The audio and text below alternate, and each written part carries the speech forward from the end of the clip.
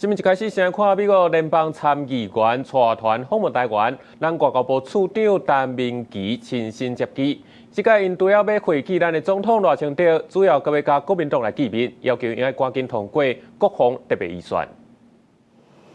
美軍專機飛入台灣的領空，8日0:20在松山機場拋頭降落。外交部處長陳明基甲美國在台協會 AIT 副處長廖凱文親身來接機，歡迎美國聯邦參議院外交委員會民主黨首席議員謝亨，甲共和黨參議員鄺世紘帶來的跨黨派訪問團。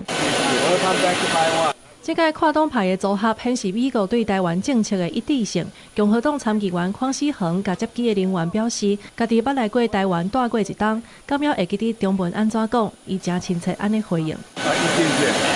金融時報指出，這個時陣拄好是賴政府甲在野黨針對400億美金的國防預算咧相演。美國代表團這陣也有帶來明確的消息，強調通過國防預算案的重要性。我們的立場，當然我們一定會站得很穩哦。那就是只要美國有發價書過來，只要美國願意賣，而且我們又有需要的，那這一部分的話，我們絕對支持。應該是也會強調說商購還有委制對台灣的重要性，我國的國防自主能力，包含美國的 AIT 的胡立岩先生也提到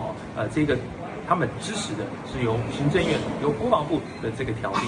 目前在立法院國防特別條例真濟條文攏無共識，已經送去協商。也毋過國防部證實，82套海馬斯系統的頭期款，美國有同意延期，暫時降低台灣付錢的壓力。也若台灣的防衛決心，毋但是佇國內的預算。外交部政務處長吳志中接受專訪的時，也甲國際講明，強調面對中國的施壓，台灣會強化自我防衛，而且堅定維持現狀。記者綜合報道。